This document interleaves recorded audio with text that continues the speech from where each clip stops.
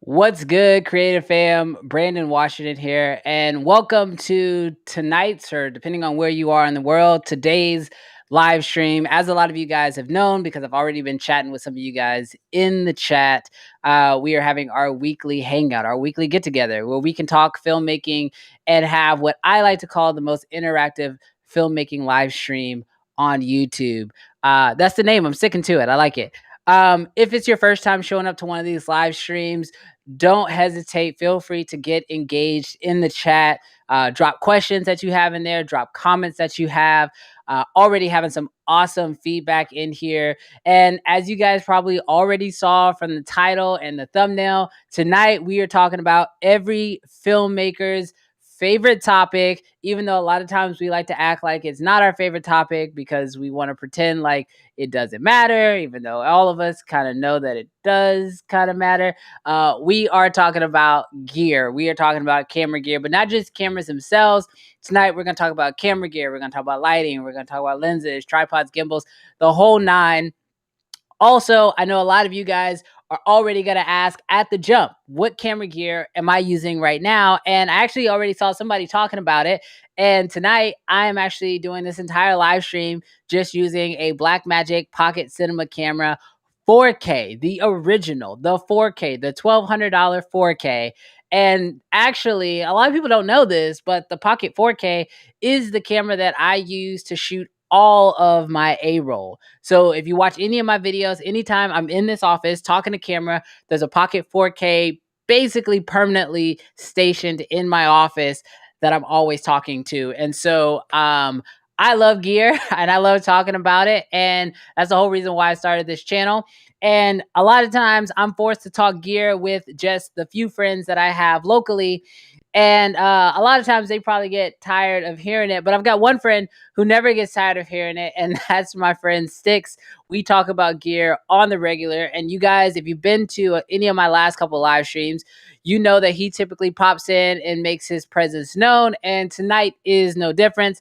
The only difference is he's not here in person with me, but he's going to be joining us virtually. So I'm going to go ahead and bring up the homie Sticks because right now he's just kind of chilling, waiting for me to bring him up. So I hope he's ready. If he's not, too bad. Y'all know this is live. This is how we do it. So what up, Sticks? Thanks for joining me. I hope you was ready. I didn't ask. I can't hear you at all. Oh, Lord. There ain't no audio showing up. So as y'all know, I'm gonna let Sticks take a moment to figure out what's going on with his audio. But as y'all know, this is live. This is a live stream. And the same way, no, I can't hear you. I can't hear you at all. Can y'all hear me?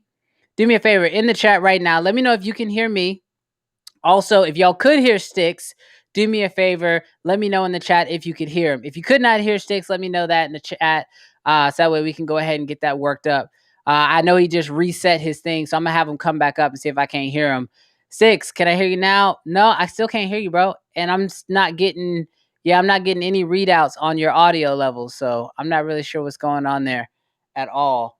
Oh wait, you know what? I'm probably tripping.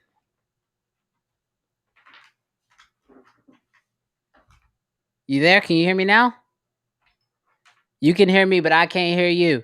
Let's see. Let's see. What are y'all saying?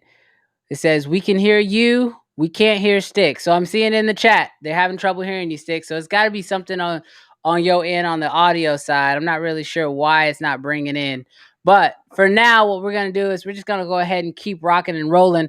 So I want to quickly jump into the chat real quick and just say hi to some familiar faces because I'm seeing a lot of you guys showing up week to week to week, and I really, really appreciate it. I see my guy Marcus Films in here. I see James Jackson in here as well. Bailey's chilling up in here. We got a lot of nice people who I've been seeing week after week. Let's see who else we got in here. Brandon, good to see you. He says all that gear, all the gear you're live streaming is fire. I appreciate that. Let's see who else we got in here. Oh, I got somebody asking a question. Somebody asked, is that a new tattoo? I guess I should go ahead and address it because y'all probably gonna see it. Yes, I got some new ink on the skin right now, so it's kind of wrapped up. I'd show it to you, but it looks kind of bad right now because the whole thing is wrapped up. But pretty nice little sizable piece. So if y'all see that in the stream, that's all that is. It's nothing damaged, no problems, just a brand new tattoo. So I'm gonna try to bring Sticks in one more time and see if I can hear him. So I can try to bring him up. Mic check. Mic check. I can hear you, bro. I don't know what that was. I don't know. It's trippy. Once you get a phone call, it's like all over the place. Nah, you good. You're good. So I can hear you. Everybody, do me a quick favor in the chat. Let me know if y'all can hear Six. Also, while I also have this up here, I see Filmtopia is back again, bro. I appreciate you showing up again. Yep, Filmtopia is here. The homie is back for another round. So yeah, man, we're just tonight. The whole goal is to talk about gear. I see you guys asking some questions, so let me go ahead and try to answer some of these quickly. Somebody asked, "What kind of backpack is that behind me?" So the camo backpack back there is from a company called Hex. It's a camera bag. I'm actually heading to Chicago tomorrow. Yeah, I'm going to Chicago tomorrow to film some stuff. So if y'all in the Chi-Town area, let me know, represent in the chat. But yeah, I'll be in Chicago for 2 days, 3 days. 3 days? 3 days. Saturday, Sunday, Monday. I'll be in Chicago for 3 days. So really, really excited about going there. Never been there before. But Sticks, bro, thanks so much for hopping on the live stream. I know today we wanted to talk a little bit about gear and kind of talk about kind of the influence that it has and kind of like, you know, where it all started. So I appreciate you for hopping on here. Oh, Steph, man. Sorry, I'm trying to get this set up right. I do not have a live stream set up yet, just due to about to change out this office. So, but Nah, man, it's all thanks for having good. me on. Thanks for having me on with the difficult last minute timing of myself. Nah, you good, bro.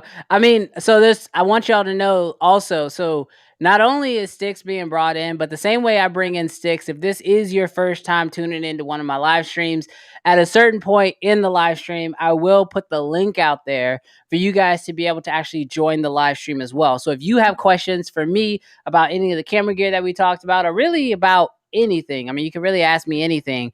I'll have a link that I'll put in the chat here in just a few minutes so you can join in and kind of ask your own questions so that way we can answer them for you. But Sticks, so I wanted to kick this thing off talking about gear.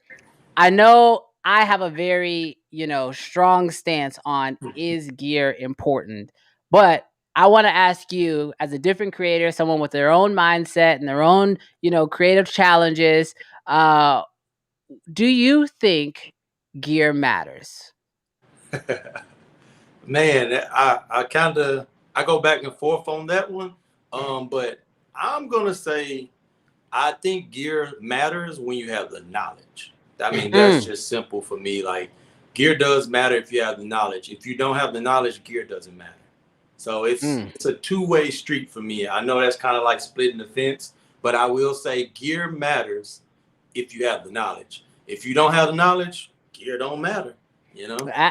I agree. I like to say that gear matters, but knowledge matters more.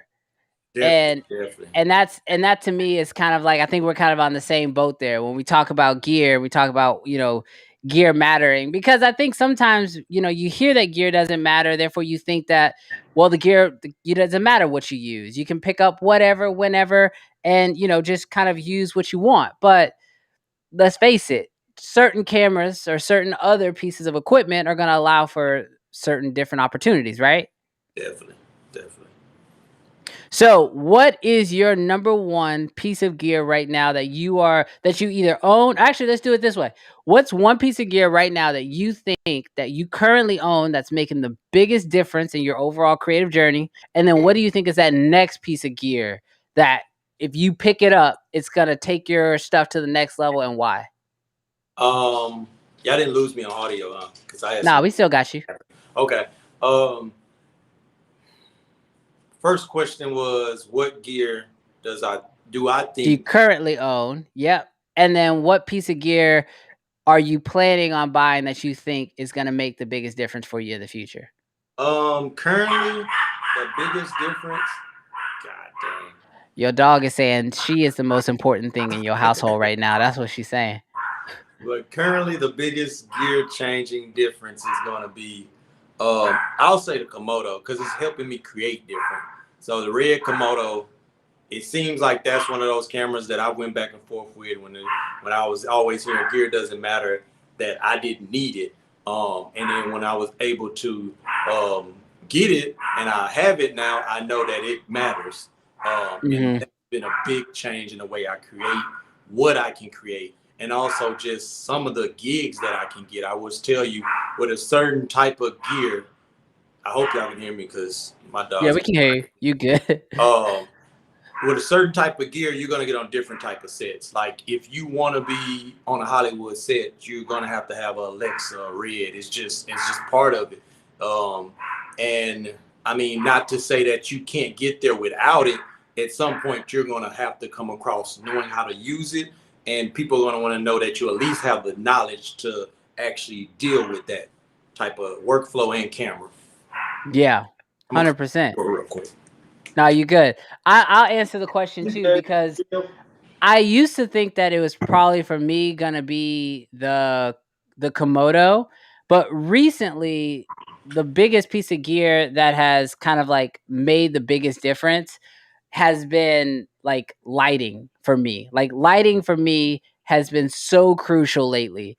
And not too long ago, I know I actually talked to you, Sticks, about it, and we talked kind of a little bit about like, you know, how I had, you know, an aperture lighting kit. I had my Nova, which I saw James put down there as well as like one of the biggest pieces of gear for him that made a big difference was, you know, his Nova 300C, which I mean, I know you have a Nova as well, Sticks. Yeah. I have a Nova. The Nova was huge for me because it was like the first time that I got, like, I kind of really stepped up my lighting to a more professional level, something a little bigger than a 120D. And at the same time, I moved into moving a 300D, and now I have one of the light panel 1x1 Geminis, and I have, you know, some scrims and some different ways to actually start shaping my light. And to me, lighting changed everything for me because it allowed me to really start seeing what my sensors could actually do. Like I had shot with my Komodo, I think, you know, maybe 7 or 8 times, but it wasn't until like I really started feeding my Komodo like that sensor, like feeding that sensor with light and shooting with light properly, that really allowed me to start seeing like, oh, okay, now I see what this camera can really do. But even more importantly, I then went back to my Blackmagics and went back to like my Canon EOS R even, and was like, oh dang, I still wasn't giving that camera enough because I didn't, you know, feed it with enough light like I needed to. So personally for me, I think lighting has been like that next big piece of gear. I don't want to say it was one light in particular, because a lot of them, I mean, I kind of go back and forth between my Nova and then my light panel Gemini. But between those two, like I would just say like lighting as a whole has been like one of the biggest changes for me. So the second part of that question, and I'm actually going to go ahead and do this. I'm going to go ahead and put the link into the chat right now. So that way you guys can join us. So if you have questions or you want to join in on the chat, there's about to be a link that I'm going to put into the chat itself. Click on that link. It doesn't matter if you're on your phone or you're on your computer or whatever. You can click on that link and you can join this live stream, and I can actually answer any questions that you guys have, or you could just give your own input on the topic. So that chat has now been added into the chat itself. But what's the one piece of gear, Sticks, right now that you would say that you currently don't own, but if that you would like to own, or that you aspire to own it because you have a creative idea or a creative reason to add that to your arsenal? Like it's weird because you say yours is lighting. Mine is actually lighting. Well, see, that's the thing. I can't say one set of gear, but it's just more light.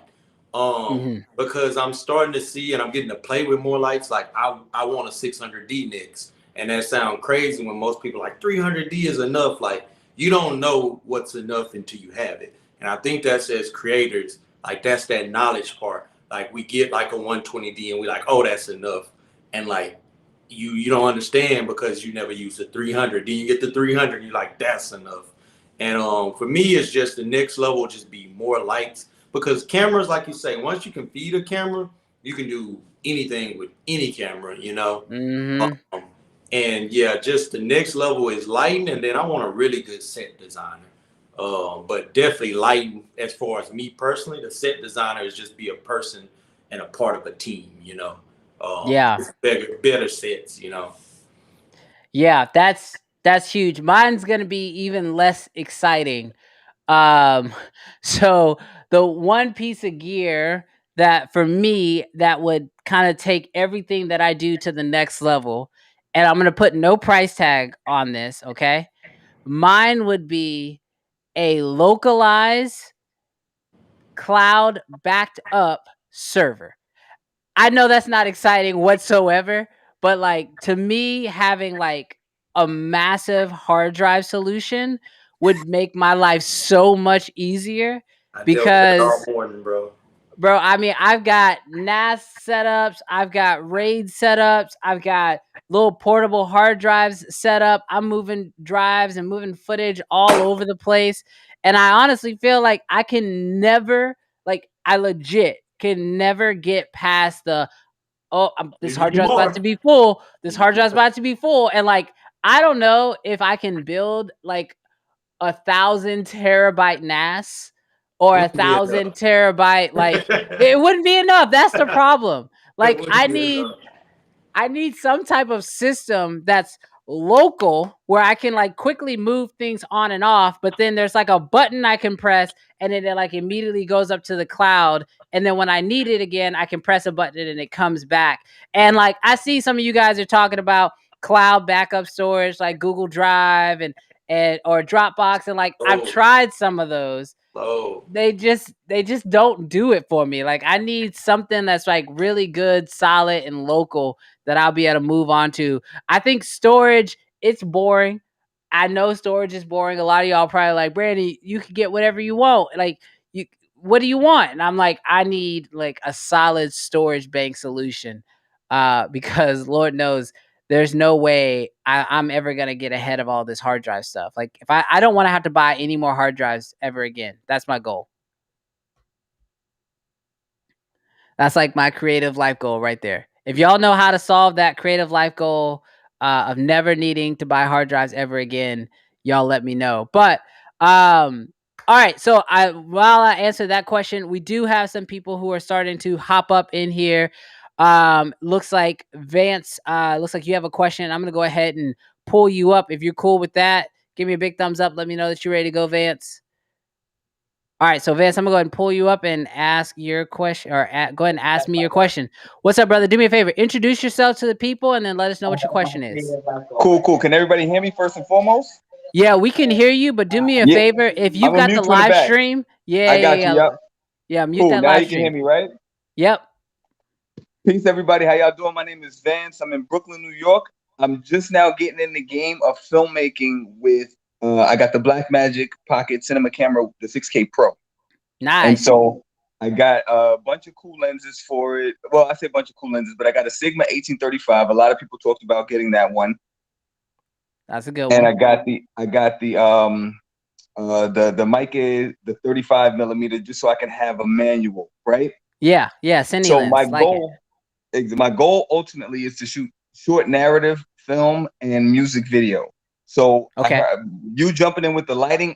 I'm definitely trying to get in on that. But what else would you say would be needed? I just got my hands on the small rig cage just to kind of get the flow with that, and I'm really just wanting to get into the game on really being able to navigate and manage with the with the the BM-PCC 6K Pro as Yeah, an entry at least. absolutely. So I'm gonna tell you, man, because those are two different avenues, whether that's narrative and music videos. I'll give you Okay, an answer for both of them because they're gonna be a little perfect, different, right? perfect. So Thank you. Yep. in the world of narrative, I'll tell you the number one thing that makes a short film look mediocre is actually sound.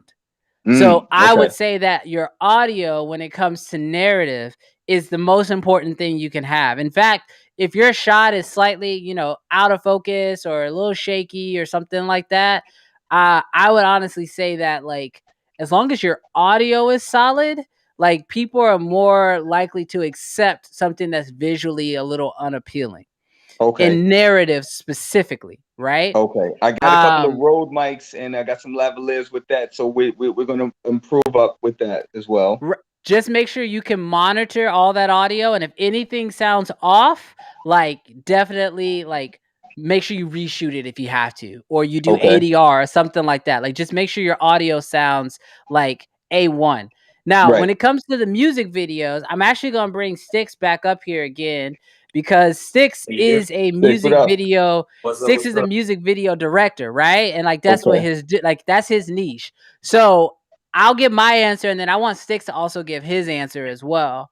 So I would say, when it comes to the music videos, lighting is going to be really key in those areas, because your audio is set for you, right? Like, as Right. long as you got an artist with a dope track and it's mixed well, your audio should be, like, taken care of.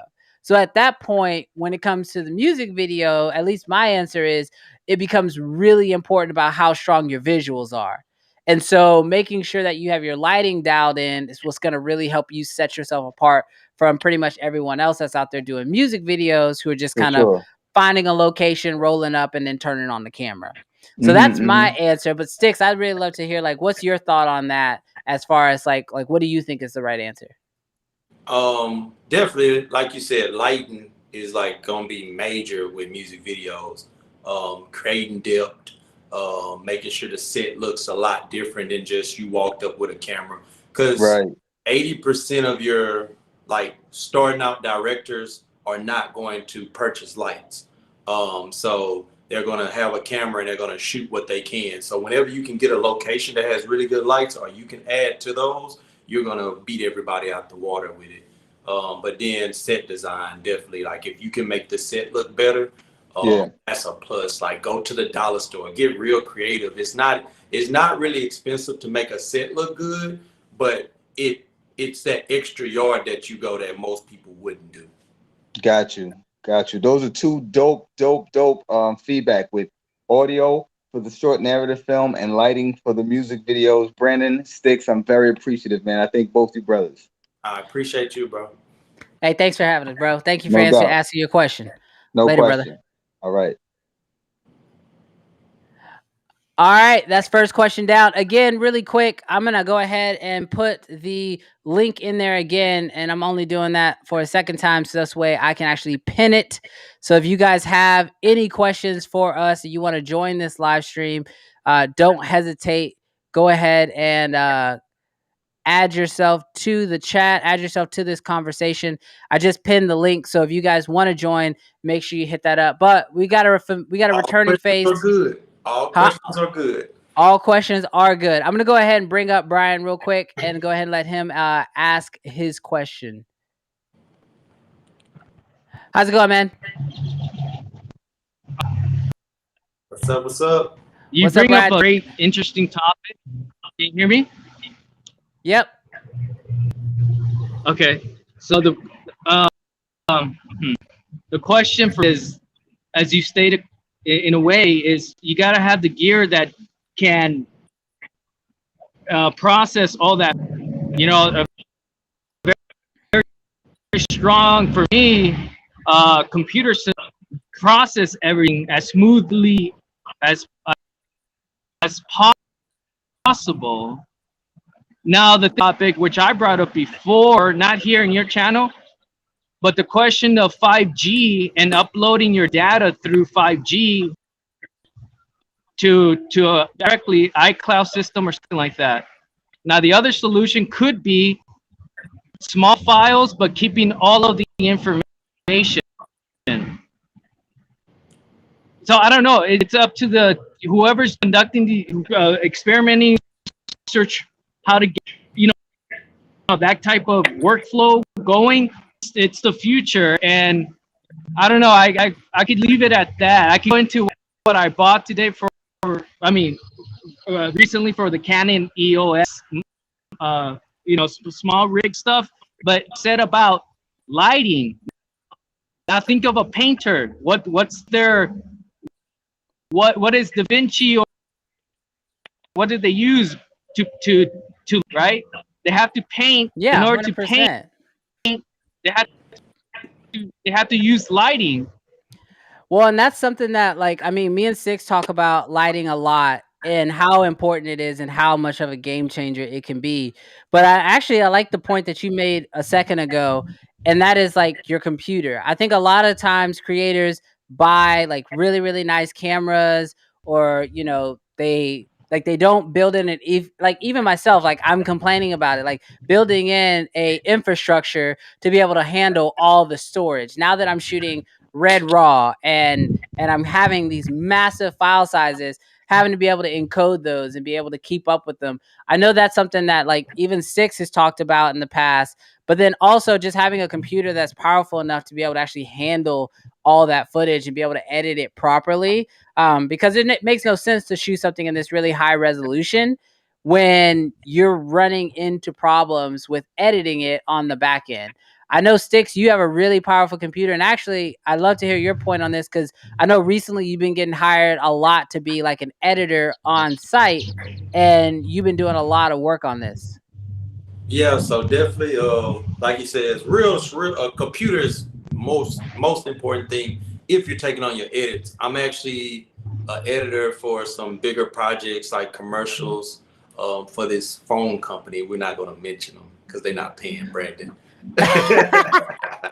But like on set, I mean, people are surprised, but knowing what type of computer you have and what you're going to handle on set is key. So for me, it's just having a MacBook Pro, because I have to be portable because they want me to put out dailies. So I don't want to have this big machine that you got to carry around. But the machine that I have is an i9 processor, max RAM, all those type of things with video cards to process it. So if you are a camera person, please learn enough about computers that you know what your camera can have. I knew once they told me they were only going to be doing 4K. It wasn't going to be raw files. I could handle it. Now, that could get really different if it's 8K and raw, then that's when you're going to need some type of supercomputer. But definitely the computer, just handling whatever you have is important. Like Brandon says, like even as far as storage, I think that's one of my biggest battles now is storage.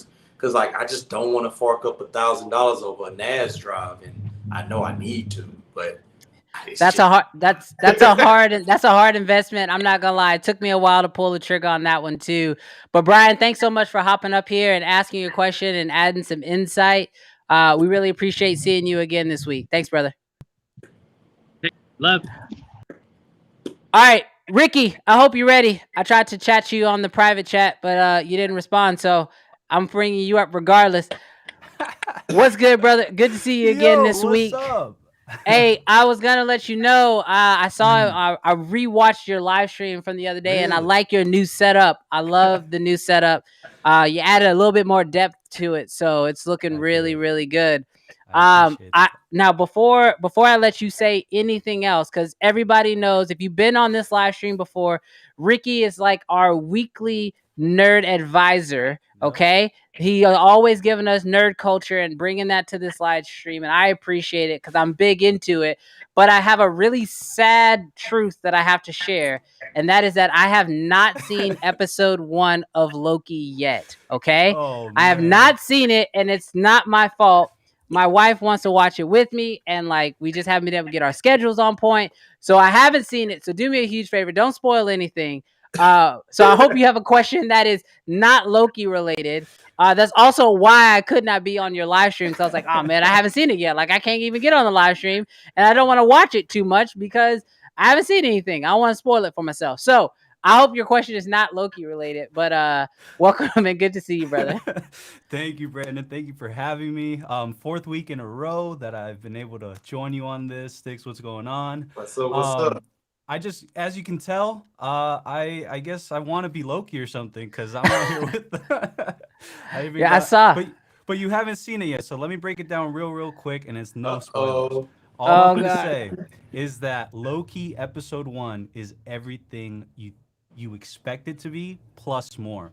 Okay. It was incredible. Waiting for your wife to watch it with you, I think, is going to be the best decision, because this whole season is what you're going to want to enjoy it together. And I'm really, really excited about where they're going. I'm telling you, the score, the visuals. If we're talking like, this is a camera talk, right? Filmmaking talk, man, go check out the atmosphere they're building, the world building they're doing, the costume design, lighting. Talking about Rembrandt, Brian was talking Oh man, about. So, he got me excited.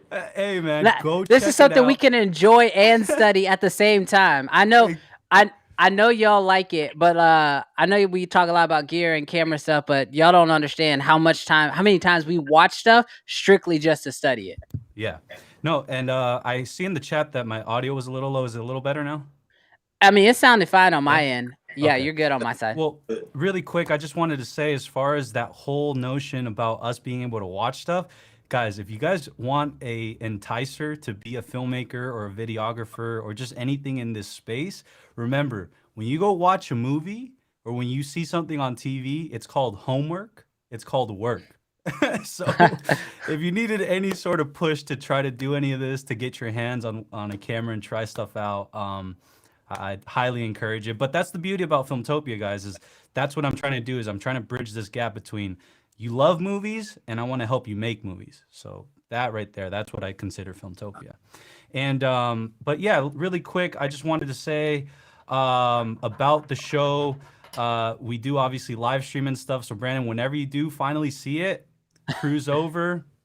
I will. We'll be there. And the other thing is just I wanted to chime in really quick on the gear, if it matters or not, right? Yeah. My answer might be a little cliche, but once I get past that cliche part, I think I have something. So No, go for it. one of the things is gear to me, I think it would be, the word's irresponsible, but that's too harsh of a word. But I would say it's irresponsible to say gear doesn't matter, right? I think the best way to put it, though, is gear matters dependent on your expectation, dependent on the project, right? So one thing is, I know in the past, I've shown up to set or with clients, and I've shown up with like a box, right? Like a clear box that you buy at Target with all my gear in it. Versus coming with some Pelican cases, it makes a huge difference, right? So stuff like that you got to take into account.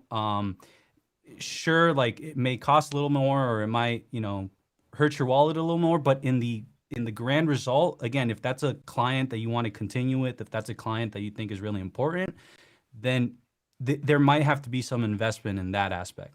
But I want to show you guys my favorite piece of gear that I have, and check this out. This is a DIY diffuser. So in this front piece is the white diffuser part. So like if I put this green stuff. Hold on, Ricky. I'm about to make yours full size so we can see what you got. So yeah, so this is a DIY diffuser that I use for my Yongnuo lights that I have as my hair light right now. I took it off for now. But so I got this. This front part is stuff that comes in like B&H box stuff. Like stuff that's protecting like lights. Yeah. And so I got a folder, or what do you call it? Like a stuff you use for school, a folder or whatever. Yeah. And then I got cardboard up here to, keep no light spill. And then, you put this in here, and then you've got diffusion. So I said all that to say, and I showed this just to say gear matters, but it's all dependent on what, your situation is. For example, me here in the studio, I don't need to buy a $300 diffuser if I can just make one. You know what I mean? So I just wanted to bring that up, give my little 2 cents on that, and just to remember that at the end of the day, story will always be king and queen. And so focus on that more than absolutely anything, and you'll have something you can be really proud of on your hands. No, I agree with you 100%. I've said this, and like I love when creatives start to challenge, like, does gear matter? Does gear not matter? And I'm one of those people that like my thought has been always be A1 100 in my experience. I do a lot of commercial work, and I find that like gear matters. The knowledge is way more important, but it's almost like a mindset. Like once I kind of put myself in that mindset that like, okay, like I got to try to make sure I'm always staying kind of at the top of my knowledge base. I'm, able to know what like diffusion is, because like I've met so many people who have like said that, oh, gear doesn't matter, gear doesn't matter. And then when I talk about like, a key light or hair light or, or fill or like some type of a bounce, they're like, well, what is that? And I'm like, well, if you studied gear a little bit more, you'd see how these things can benefit you. I by no means believe that like every person should go out and buy all this gear, because quite honestly, like most of the stuff that ends up on a real production set is all rented. And like we don't buy half the stuff that we want to buy. We end up renting as much of it as we possibly can. And so for sure you want to be financially, smart, and you want to make great financial decisions, but it's more along the lines of like if you understand the importance of gear and then you can like start to study it a little bit more, you can figure out like what little pieces will make the biggest differences in your overall creative journey or to change the way your shots look. And if you know the information behind it and you know what kind of gear will allow you to get there, you can either choose to buy it, rent it, or borrow it and be able to bring that out on your sets and take your stuff to the next level. And so, I mean, I love your points. And personally, I've been seeing a lot of stuff in the chat. Williamson over here, Williamson Production. I know he had a comment talking about how you should rent a lot of the gear. And personally, I agree with that 100%. Also, he put, don't sleep on the DIYers. And I love that. Exactly. That is so accurate. I can't tell you how long. I mean, I think every set, I think as a filmmaker, you have to have some sort of DIY in your system, because Lord knows, half the stuff is super expensive, and even if you can't afford it, when you get it, you probably still got to figure out a way to like make it work for your situation. I don't think we've ever gone onto a set and everything just worked out perfectly. Like typically you end up having to do something, gaff tape something together if you have to. Like that's kind of how the game works. Typically you're sweating trying to figure something out. You're like, oh God, okay, how? Yeah, and you're looking at the client like, oh yeah, everything's fine. Everything's fine. Exactly, Six is laughing because I had a huge blunder on the last shoot, but we ain't gonna go there. We're not gonna go there. We're gonna leave that one for another day. But hey, Ricky, I appreciate you hopping up here again, man. It's always good to see you. 4 weeks straight, brother. I appreciate the support, man. Thank you so much, and you are always welcome at Filmtopia. If you can't make the midnight streams, I'm doing those post-day, like the next day streams. Yeah, so. I saw those. That's smart, man. Yeah. Hey, do me a favor. I know some people were asking earlier. Go ahead and drop a link to your YouTube channel in the chat, so that way they can find you. Because I know a couple of them have some questions for you. Awesome, man. And don't forget, guys, go follow Brandon at BWash Media on all the socials. So thanks, man. Thank you so much. I'll see you guys later, and we'll make it 5 next week. Sounds good. Later. Peace. All right, Sticks. I want to, be respectful for your time. I don't think you can hear me anymore. I think something happened on your end. But are you still good to stay on, or do you need to bounce? Good. Go. You can't hear me. That's all right. All right. Thank you so much for hopping in here, Sticks. Now I know I got a couple other people. This line's starting to grow a little bit. So what we're going to do is we're going to try to do like a little bit of a speed round. I'll have you guys come up. I'll answer your question fairly quickly. Real quick. So if you have your question, make sure you're ready. Javon, I hope you're ready. I'm going to bring you up first. And then, looks like Julian, you'll be next. Okay. All right, here we go. Hey, what's up, brother? Do me a favor. Yeah, I can hear you. Introduce yourself to the people, and then let me know what your question is. So my name is Javen. I'm from Milwaukee, Wisconsin, which is 90 miles north of Chicago. And I actually be in Chicago this weekend, too. Oh, bet. All right. I'll be there Saturday and Sunday. For sure. But, oh, yeah, shout out to you, man. I appreciate what you do. You're a big inspiration. Watch the videos all the time. But I just really got serious about this whole video thing. And my cousin's a photographer. And what I started off doing was filming behind the scenes for the models he was shooting.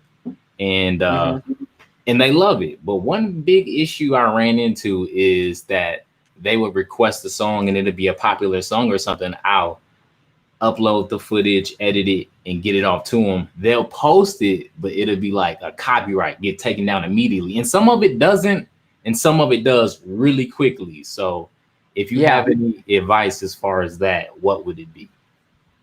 Yeah, so I used to run into that problem all the time. Honestly, I think that most people today understand creation in some form, right? So I would go into it up front and just let them know that, like, for the videos that you create, you always recommend using a royalty-free song, and you then, like, you can either give them like for example, I use artlist.io to do all of my commercial facing stuff. And then for YouTube, I use MusicBed because I'm like an affiliate of theirs. And so when it comes to like working with clients and stuff, I always recommend artlist.io. And if they want to use any song or any type of song, I'll tell them like, hey, you can go to artlist.io, find any song you want on there, and then I'll edit your video to that song. And then, you know, at that point, they have something that's, you know, almost like what they were looking for, but it kind of gives them a whole list. Now, those are for picky clients. Typically, I don't give them options. Like, I'll be like, hey, what kind of music you want? And then I find that type of music. And if they're really picky, I'll send them like 3 options and be like, hey, here are 3 options that we can go with, and let them pick from those 3. But if you have ones that are like super duper picky and they absolutely want to go with a certain type of song, you know, I just tell them up front, like, hey, I'll edit it to that song, to that popular song if you want me to. But if the video gets copyright claimed and it gets taken down, and then you ask me to re-edit it to another song that won't get copyright claimed, you'll have to pay more money for that secondary edit. And normally that'll scare them enough to say, well, I don't want to have to pay for 2 edits. Right. What do you recommend that I do? And I always say, professionally speaking, right? And that what that does is that takes your bias out of it. It's not that I don't think that you have a bad song picked out. It's not that I don't like that song. It's just professionally speaking, I recommend you go with one of these royalty-free songs so you don't have to pay me to edit it twice. But if you want to pay me to edit it twice, by all means, I'll do that. And I say that with a smile and a joke, and they love it. They eat it up, and then inevitably they go with one of my recommendations. So that's the way that I personally recommend you do it. I always edit to royalty-free music because at the end of the day, I also want to be able to share the work that was created, and I don't want to have to deal with a copyright claim or strike or something like that on any of my platforms either. Right. So it kind of just like, as you continue to level up, and I'm just going to be 100% honest with you, as you level up and you start shooting for bigger brands, because inevitably you will, right? Whether those are local or you know, nationwide or worldwide brands, once you start leveling up to some of those bigger projects, that's going to be just like expected that they're going to be getting some type of royalty-free music. And you'll start to learn some of the legal and some of the laws around licensing for using those type of songs, depending on where those videos are going to be posted. Right. All right, Brandon, I definitely appreciate you answering my question. You just laid it out for me perfectly. So yeah, man. No problem, brother. Appreciate it. Hopefully I run into you in Chicago, and I'll stay tuned. All right, sounds good, bro. Hey, do me a favor. If you are in Chicago Saturday or Sunday and you have time to link up, I'm just out there creating, but shoot me a DM and then we'll try to make something happen. For sure. Thanks, man. All right, later, brother. All right, bringing up the next question. How's it going, brother? Good to see you. How's it going, man? Can you hear me okay? Yep, I can hear you. Do me a favor. Awesome. Introduce yourself to the people and then let me know what your question is. Great. How's it going, everyone? My name is Julian. I'm based out of Puyallup, Washington, which is about 30 minutes south from Seattle. So my question, Brandon, is that I do a media company very much similar to yours. However, I'm starting to get into the portion of where working on commercial work is also interfering with my real estate videos that I've really kind of built the business up around. So with that being said, I know you mentioned in a previous live stream about kind of, simplifying down your shoots. And I wanted your opinion on being able to kind of streamline the video process and really this idea kind of popped in a little bit more as the Moza SlidePod Pro was announced. Since it has so much of a longer travel, I kind of wanted your opinion and thought process around that. So do me a favor. The process of what? Streamlining your shooting process, or just like juggling the two businesses?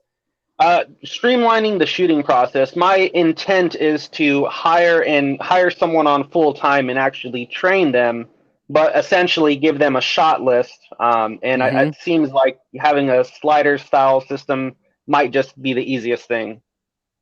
So for real estate, I think that could work.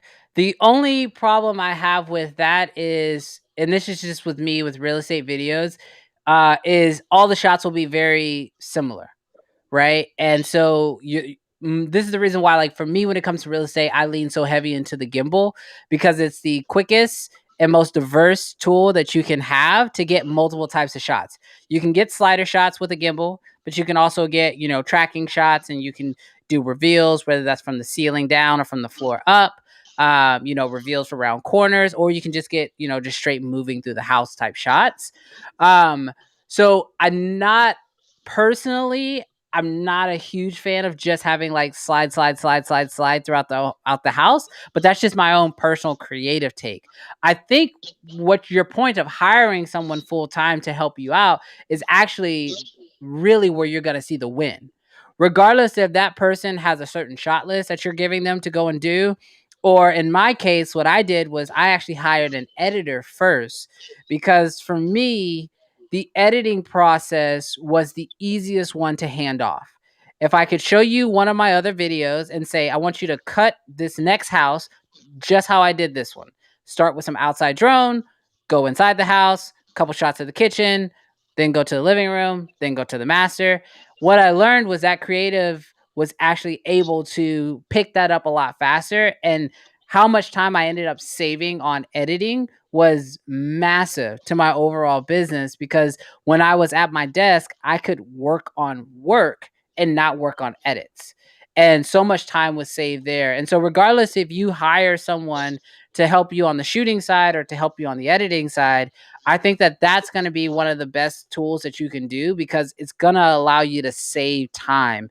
And time is like the one resource that like we can't get more of. Like you can always, like if that Moza pod, slide pod ends up being a really great tool for you, you can go buy 10 of those, right? But you can never get back the time that you're going to waste doing work that maybe you could hire somebody else to do. So then you can focus on the next area of your business and focus on that and grow that element of it, because that's really where you're going to see a lot of the big jumps in what you're able to pull off.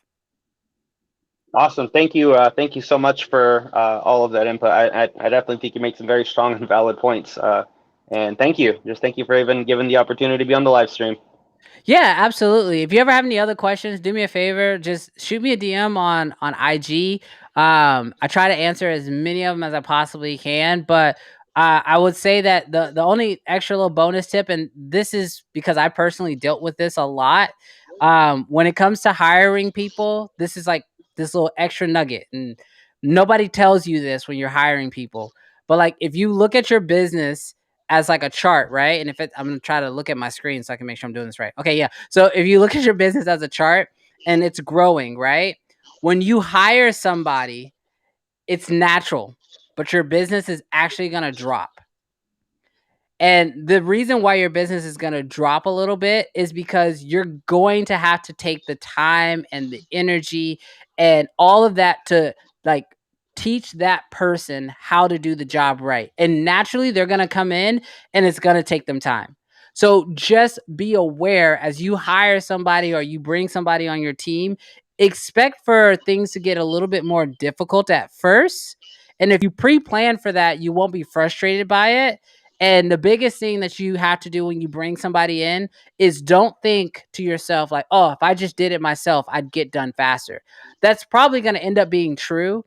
But the time that you spend investing in that person during that dip will then take you to an even bigger height that you could have never reached by yourself. So just know that when you get ready to hire that person, it's going to be a struggle at first. and this is with everybody. It doesn't matter what position you hire for, an editor, a shooter, an assistant, whatever, you're going to have to put in a lot of extra work at the beginning. But if you can mentally prepare yourself for that up front, it won't necessarily hurt as badly.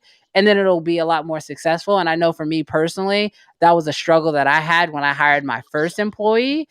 And now that I have, another employee, I was able to go into it knowing that was going to happen.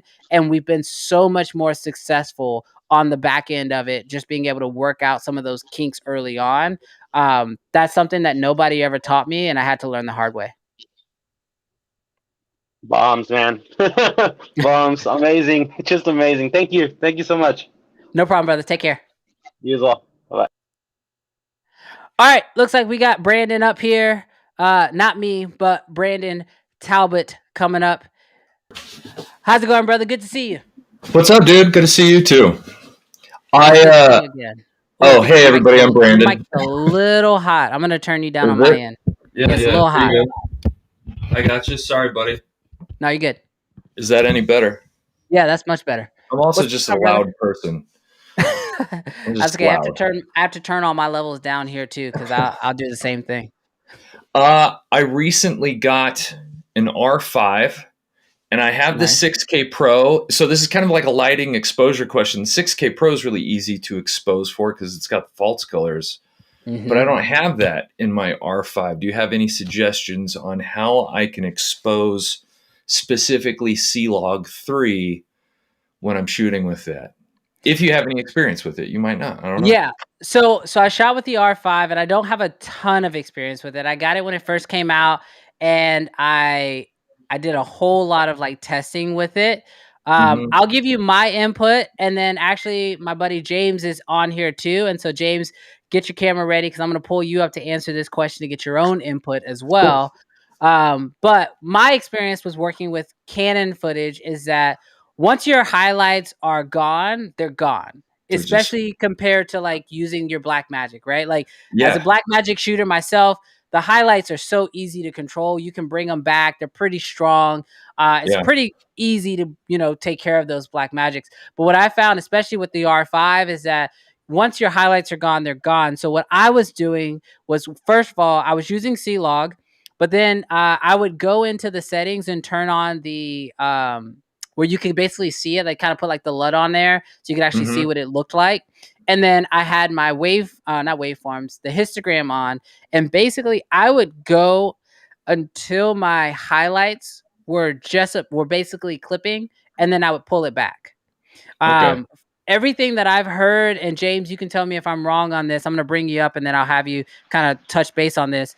But everything I've heard from shooting on C-Log is that you want to keep your ISO around 400 on C-Log, and then basically try to do all of your exposing around that. So whether that's bringing in lights or using an ND filter, but pretty much for me, and this is what worked well for me when editing pretty much all C-Log footage, is always keeping my ISO around 400, and then just whatever you can do, try not to clip those highlights, because as soon as they're gone, and there's not a whole lot of room to pull back and forth on those highlights. So that was my experience, but I know James shot with the R5 for a lot longer than I did, so I would love to get your input on this. Hey, what's up, Brandon? Hey, James. Thanks for your help. Doctor. How's it going? So I own the R5 actually. Okay. Question: are you asking about Canon Log or Canon Log 3? Because there's going to be two different answers. Well, yeah. I know on C-Log 3, your native ISO, well, not native ISO, but the ISO they recommend for it is 800. Correct? That's correct. Yes. So I've pulled up the RGB histogram, but I'm not quite sure where the sweet spot is to get, Okay. So I'm going to give you two different answers. One is going to be being able to expose it in camera, and then another option to something like if you have something like an Atomos Ninja recorder. So so for the internal answer, what I would suggest is, like Brandon says, has your histogram on, but turn your zebras on, but set it to zebra 1. Have it where you can have zebra 1 and zebra 2. Set zebra 1 to 40% IRE, because that way you can then expose for the skin, and then set the second one to 95 IRE. So Okay. that way, that will show where the highlights are, and it will it'll show where it's clipping there. Perfect. So that's the internal answer for that. And then I would also say turn the light on, because it's a lot since they fixed the monitoring issue with the firmware update. It's a lot better there. Okay. And then for the external option, what I would say is, if you're going to an external monitor like an Atomos recorder, I would suggest turning false color on, but then go to not to the color, which I believe is or it's like red, like very red, but the one right below it, which is like orange or yellow, that will show your clipping point. Okay. So I have the Ninja, so I can do that too. I just normally, when I'm running around with it, I use it mostly for vlogging and a couple of like quick shots in the studio. The Blackmagic's like the main thing, but no, that helps out a lot. Thank you. Yeah. Yeah, I mean, I have my Ninja 5, and you can also run false color on your Ninja as well. And so that, I mean, that's really the way that I do most of my exposing, except like now on the Pocket 6K. And you said you have the 4 or the 6? I have the 6K. Yeah, the 6K. So I'm not sure if you've done the update yet, but you also get highlight tally lights, which to me, I think every camera should have. I got spoiled on it on the red early on, but I would strongly say, especially on that one, if you can use it. But yeah, if you already like using, false color, then I would strongly recommend running it into your Ninja, and then you have options for that as well.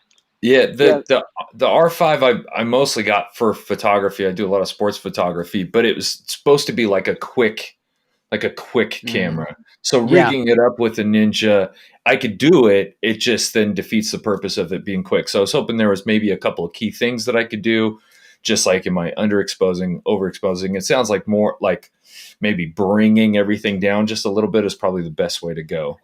Yeah, I really like James's answer on the zebras, because that's what I do on Sony cameras. When I get a new Sony camera that I'm not sure how to work with, because they've always had zebras, and I actually wasn't even aware that the R5 even gave you zebras. So that's cool that they've added that in. But yeah, zebras is definitely an easy way to kind of keep track of where your highlights are in camera. So that was a great point, James. Yeah. Gotcha. Thanks, guys. Yeah. Also, as far as just make sure you it's better to protect highlights, especially with Canon Log 3. Just protect because you still got a lot of room in the shadows. Protect the highlights, and if all is else, it's a choice between overexposing the highlights or protect the highlights. Roger. Sweet. Thanks, guys. Much appreciated. Thanks, brother. No problem. Take care. You too. See ya. No problem. All right, man. So thank you, first of all, for hopping in there and answering some questions. I knew I could kind of throw you at it, and you'd be able to answer those without any issues. Yeah, no problem, man. No problem. Still good. Well, go ahead. No, so I know this is still rapid fire, so I'm going to try to be as quick as possible because I know there's a line behind me. Just a quick point in terms of the computers that you guys talked about earlier. In terms of understanding the specs and what type of computer specs you have will definitely help. And I know you guys brought up the Macs. I just wanted to bring this up. I just got this guy recently. It's the the Gigabyte Aerial 15 with 64 gigs of RAM. This thing can edit 8K RAW in DaVinci Resolve. So from the R5. So really, it's a lot of things I always tell people. If you're looking for a computer, look for the GPU power. Look at the RAM space that you're going to need, because you'll need a lot of RAM, especially if you're any software you're running. And then also, whatever ports you are using, I would say make sure if it's SSD, or if you're going through externally, use something that has a quick speed, because that can create a bottleneck. So that's just the quick thing in terms of the computers I wanted to bring up with you, because I thought that was a good topic that you guys had prior. And then my question is, what is sort of the unsung hero gear for you? Like something that you have that doesn't have to cost enough, but it's something that is like, you're so glad you have it all the time with you when you're going out on set. That's a good one. I'll give you my go answer. first. Yeah. You give me your answer because I gotta think about that one. Yeah. And if you hear saying, it's my daughter walking around. So. Oh, bro, trust me, I got 2 kids. I'm just lucky that they're quiet most of the time. Yeah. So my answer is a shower curtain, $5 shower curtain from like Target to throw that you could put on a C-stand and use it to diffuse. So it's like the diffuse lighting. It's something simple, quick, but it can make a huge difference whenever you're trying to light. Yeah, that's actually a really good one. My unsung piece of gear. I mean, the only answer I can come up with that's not like an obvious one. Like, I mean, the first thing that came to my mind was like a tripod. Because a solid tripod with a good swivel head is really, I mean, it's killer for me, but mine's really, I mean, I've got a really, really nice one. So I don't know if that's necessarily, if you're looking like for more of a budget answer.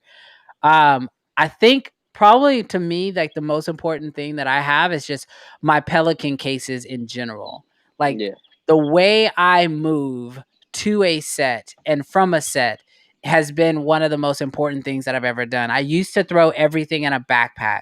Like the only reason why my camera gear is currently in this bag right here behind me is because I'm going to be traveling and moving around Chicago, like downtown. But like 99% of the time, my gear is always in Pelican cases and we roll in on set. Like even all my C-stands, they live in this like giant, like almost 5 foot tall think tank bag. Because to me, the way that you move on set is so crucial. And it looks professional when you bring all your gear in there, but then more importantly, it just makes it easier to move in and out, and you can just kind of wheel everything in, and you can protect your back and kind of be shooting for longer periods of time. So for me, I think I'd have to say it's all my Pelican gear in order to take my lights and my cameras and my lenses and all that stuff on set. Awesome. I know that's not an exciting answer. Most of my like real world stuff, like the stuff that you really use that makes the biggest difference to me, is not the really exciting stuff. It's not like the cameras or the lenses. Like sure, those things are awesome, but it's like all the little stuff to me that like really ends up making the long-term difference, because even as I upgrade the camera and the lenses along the way, it's all those other little things that keep making a difference no matter what I'm using. Yeah, it's the little things. Like another thing for me is I have the Nanlite Pavel 2 6Cs. So they're the like 1 foot 2 lights. Yeah. And they're magnetic. I always have them all with, because there's always like, man, I wish we had more light. And especially if you have like C-stand, a metal C-stand, pop, put it right on there, aim it. It's like, it just adds that one little extra layer of just that. I agree, bro. I got the Aperture little MC RGB lights, and they're definitely a go-to set for me. They're always with me. Yeah, I'm waiting to get the 4-kit travel, because I'm trying to build like a small travel kit. Like if I was to ever like fly out of the country somewhere else, I could just have like a small little light kit that I can build up. Then no matter where I'm going, I'm always ready. Yeah, 100%. Well, hey, brother, thank you so much for hopping up here. Great points, and thank you for helping out as well. If you guys have any questions about Canon gear, or you want to watch content about Canon gear, which way? This way. Check out his channel.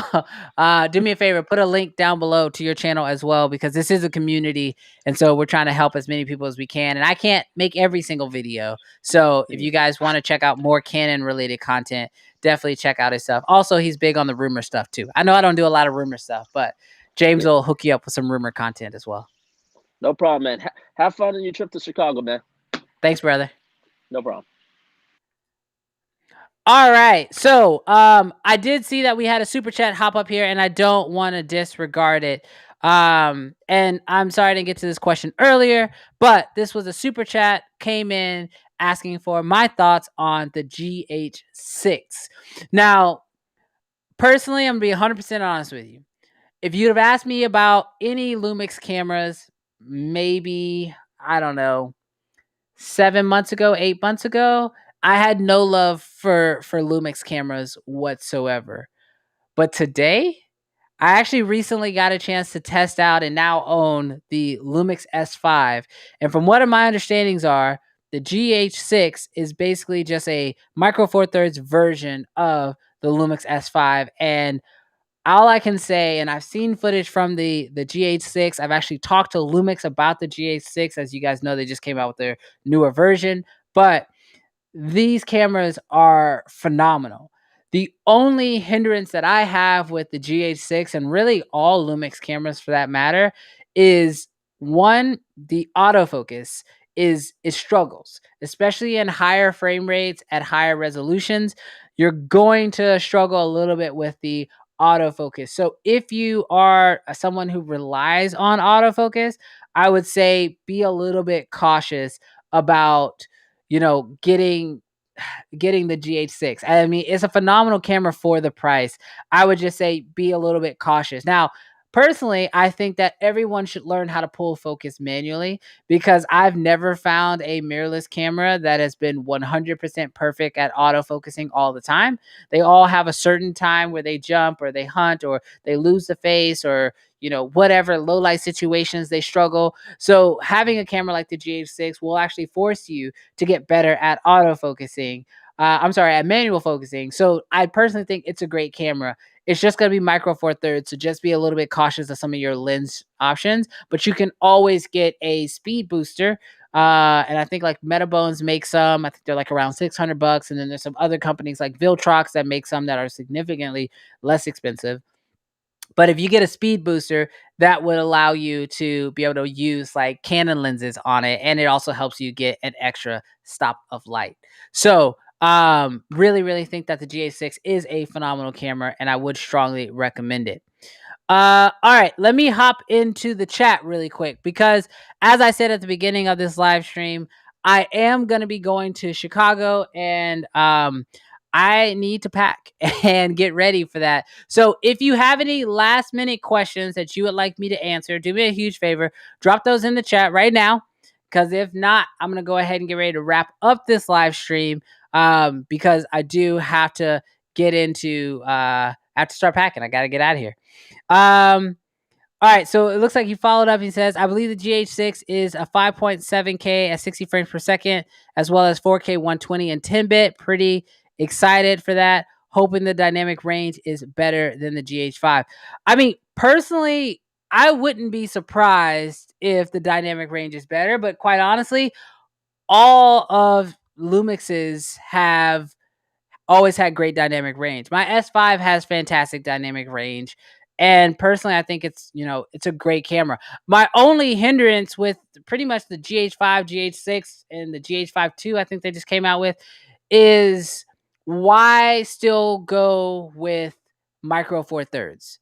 That's my only hindrance to the GH system. I think micro four thirds is a little bit of a hindrance. I get it that it's going to give you a little bit more crop out of some of your lenses, but it lets in so much less amount of light and you can't get as much shallow depth of field. So that's my only opinion. That's maybe negative when it comes to the GH system.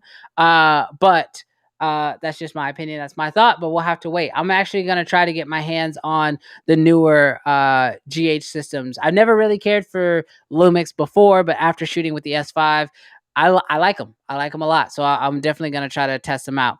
And then thanks so much, Filmtopia. Thanks so much, Ricky, for the super chat as well. There's no question. It's just appreciation. And I appreciate you too, brother. But yeah, heading off to Chicago. If you are in Chicago, or as they call it, Chi-Town, let me know. Maybe I'll try to do a quick little meetup or something like that. I've got a lot of free time while I get there. I've got 2 videos planned, actually 3 videos planned. I'll be doing a couple collaborations, some YouTube collaborations, and shooting a handful of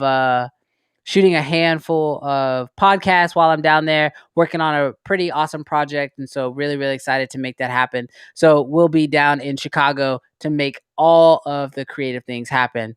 Someone says, how do I contact you through DM on IG? Just send me a message. Just send me that message and I will do my best to try to go through them. I mean, that's probably one of the hardest things. I'm just being 100% honest with you guys.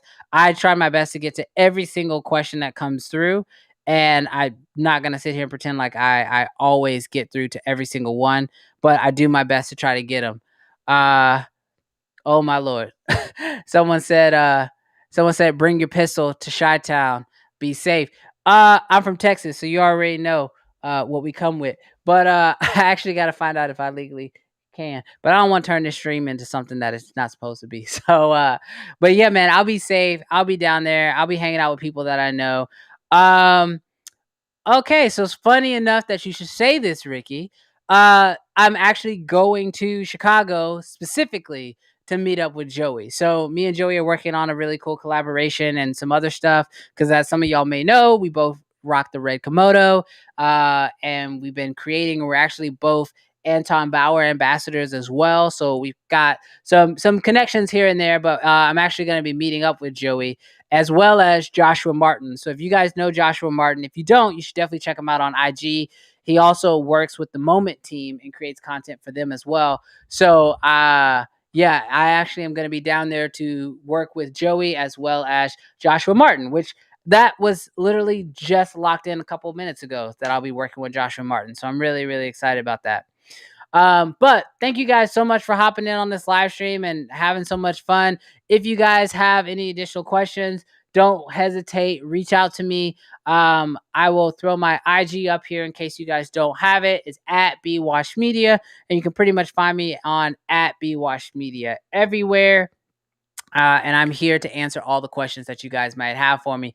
But thank you guys so much for coming through. I'm excited to see what's going to happen. And I'm excited I was able to make this live stream happen because at first I didn't think I was going to, but I was. But at this point, I'm rambling. So I'm going to go ahead and end this thing. Thank you guys so much. Have a great weekend.